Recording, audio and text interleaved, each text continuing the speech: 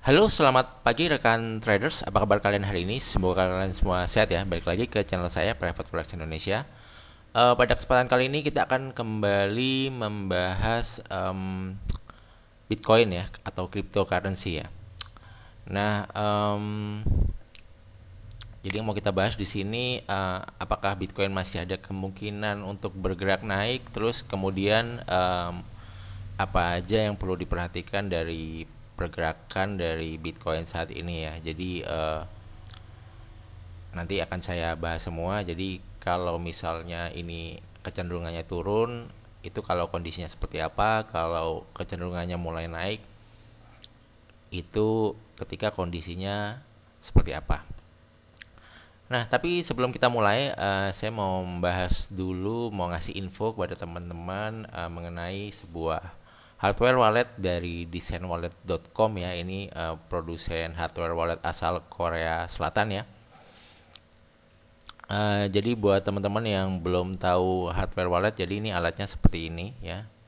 Jadi fungsinya ini semacam brankas untuk menyimpan aset kripto kita agar lebih aman ya teman-teman. Jadi kalau aset kripto kita masih kita simpan di exchange ya, misalnya itu Indodax atau toko kripto atau Binance atau Huobi atau apapun itu MetaMask, itu ada kecenderungan resiko ya. Resikonya itu bisa misalnya kayak kasus FTX ya teman-teman, apa namanya, exchange-nya bangkrut ya, dan dana kita nggak bisa ditarik, akhirnya ya kayak kejadian kemarin dana saya juga nggak bisa ditarik di FTX ya. Ya untungnya cuma ada 100 dolar, dan teman saya ada dana di FTX 50 ribu dolaran ya, dan teman saya yang satunya lagi ada 18 ribu dolar, dan itu aset kriptonya nggak bisa di withdrawal ya karena FTX-nya bangkrut. Nah, apa bedanya menyimpan dana di exchange sama di hardware wallet? Jadi kalau kita nyimpan dana di hardware wallet, uh, itu kita nyimpan di semacam kayak apa ya, blockchainnya atau ledgernya seperti itulah. Jadi bukan kita taruh di wallet dari exchange ya. Jadi kalau kita di exchange itu walletnya nitip ya, itu walletnya punya exchange, yang punya passwordnya exchange. Nah, kalau kita simpen di sini, ini kita nggak nitip ke orang lain lah ibaratnya gitu. Jadi kita langsung di pusatnya dari si cryptocurrency-nya lah, kira-kira kayak gitu kali ya. Oke, kita langsung aja. Di sini nama produknya Design Biometric Wallet ya teman-teman. Seperti ini alatnya. Untuk video unboxing teman-teman bisa lihat di kolom deskripsi video ini ya. Saya udah unboxing, saya punya alatnya juga ya. Langsung dikirim dari Korea pakai kurir DHL ya teman-teman. Nah, kelebihan dari hardware wallet design ini, yang pertama dia multiple cryptocurrency support. Jadi dia sudah support berbagai macam koin kripto ya teman-teman, mulai dari Bitcoin, Bitcoin Cash, Litecoin, XRP, Ethereum, dan berbagai macam koin lainnya yang bisa kalian cek di websitenya ini ya teman-teman ya. Mana ya? Nah, ini support ya mungkin ya. Ini supported coin ya, bisa kalian cek di sini. Nanti kemudian selanjutnya secure private key management ya. Jadi produk ini support secure private key management from device. Nah, ini jadinya untuk password dari alat ini nih di-generate ya.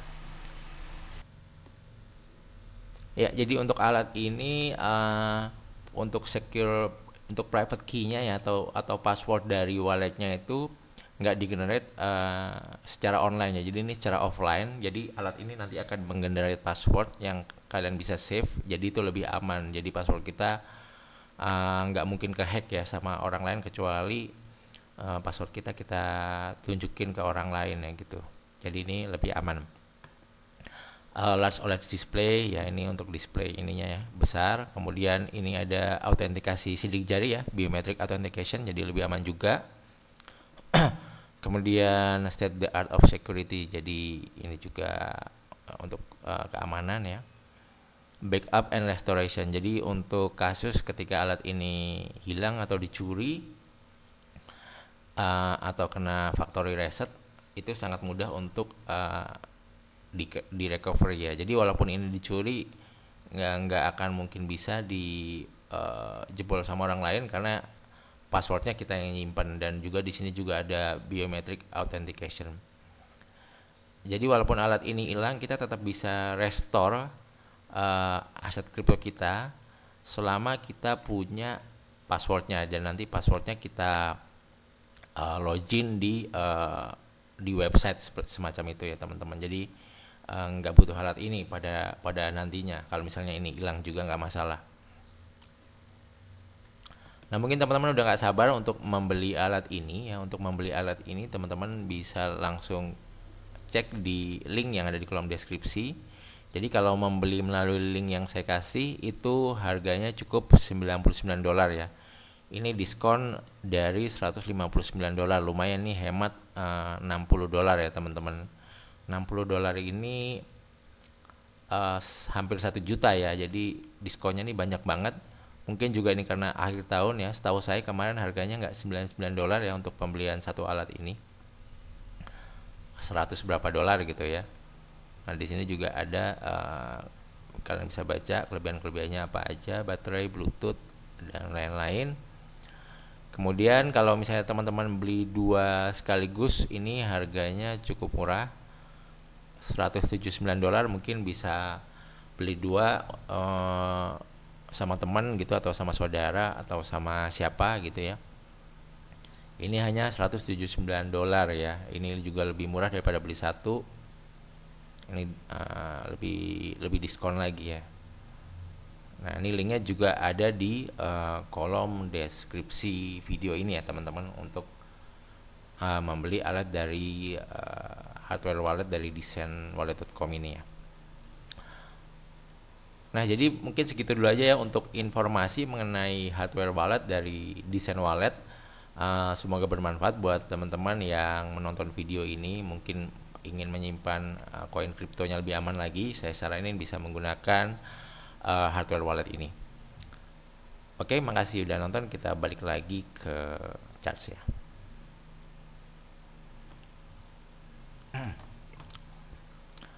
Oke teman-teman, jadi di charts Bitcoin kita tahu bahwa kemarin Bitcoin sempat naik ya ke level 18.300, kemudian dibanting turun lagi ke level terendah di 16.300, kemudian sempat naik lagi ke 17.000, dan harga sideways di kisaran ini ya. Ini di time frame daily ya.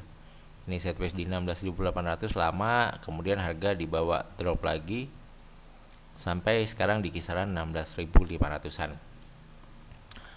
Nah, jadi ini skenarionya seperti ini teman-teman ya di Bitcoin ya. Kalau kita lihat wave di sini dari titik terendah 15.500, ini sebetulnya sudah membentuk gelombang naik ya di sini ya. Nah, di sini. Oke, sebentar ya. Saya kasih ini dulu. Sebentar lain. Nah, di sini 16.000 ya low-nya. Jadi saya pikir selama 16.000 nggak ke break ya, ini masih ada potensi untuk naik.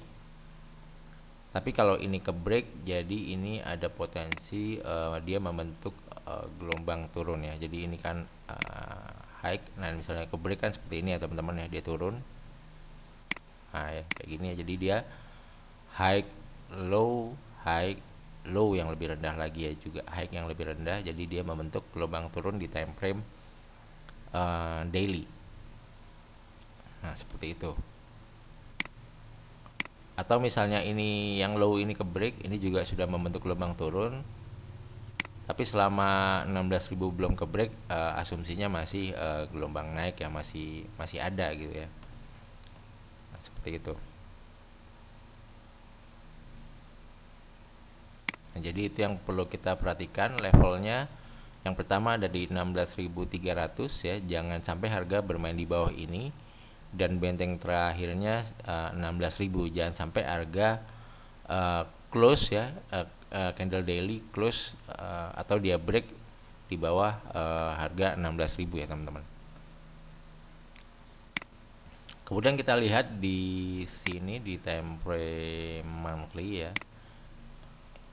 Nah, ini monthly candle ini sebentar lagi bakalan tutup ya, tutup candle sekitar di hari Minggu pagi. Itu udah tahun baru ya. Jadi Minggu pagi kita lihat candlenya seperti apa, closing candle dari monthly. Saya harap closing candle monthly ini bisa close di atas 17.144 ya. Jadi seperti ini close-nya ya. Paling nggak bullish ya.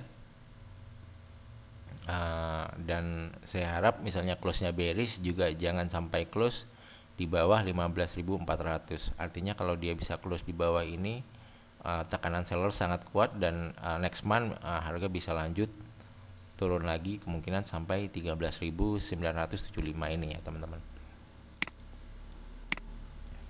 Kalau misalnya dia close di antara 17.100 sampai 15.400 mungkin nggak masalah ya, karena bisa jadi next month mungkin dia close di atas ini. Jadi ini key levelnya dari 17.100 sampai 18.300.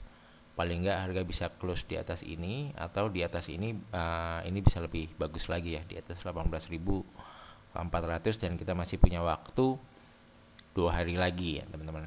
Mari kita lihat aja seperti apa kedepannya. Tapi saya masih yakin kalau di tahun 2023 nanti ada kemungkinan market akan bullish dulu ya, paling nggak at least kenaikannya di 2023 paling nggak sampai $30.000 ya, Bitcoin ini naik dulu, kemudian mungkin bisa dibanting turun lebih jauh lagi ya. Kemudian saya mau ngasih tunjuk juga ini ya, wallet saya udah share coin apa aja. Di sini ada BTC ya, sampai $4.000 ya, USDT, BTC Up nih, ETH ya, Link ada ya, ini masih floating minus semua, Aptos, Shiba, Phil, Doge, Tiful. Jadi ini yang lumayan agak banyak ya nyeroknya ya. Ini $60 mungkin nih nyeroknya sampai $100 kali ya nih Tiful. Nah ini floating minus semua.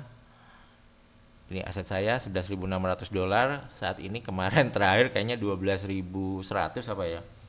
Jadi ini floating minus $500 ya, nggak masalah lah. Nama juga untuk hold ya, karena saya yakin ini harga juga udah di bawah semua ya. Misalnya kita cek dulu ya, ada lah ya. Ini ada tuh, ini gila, ini udah di bawah banget tuh. Wah keterlaluan kalau sampai turun lagi sih. Paling nggak naik, ini udah persiapan naik, ini udah bottom banget. Cardano, kemudian Link ya, Chainlink ya. Nah ini juga udah di bawah banget Link. Nah itu ya, dari sini loh sampai sini, dari harga $52 ke $5 ya teman-teman. Jadi masih ada kemungkinan rebound aku pikir ya, paling nggak sampai sini $17 ya. Kemudian apalagi tadi yang aku serok ya, ETH ada, Doge, ini ETH lumayan banyak ya. ETH coba kita lihat ETH.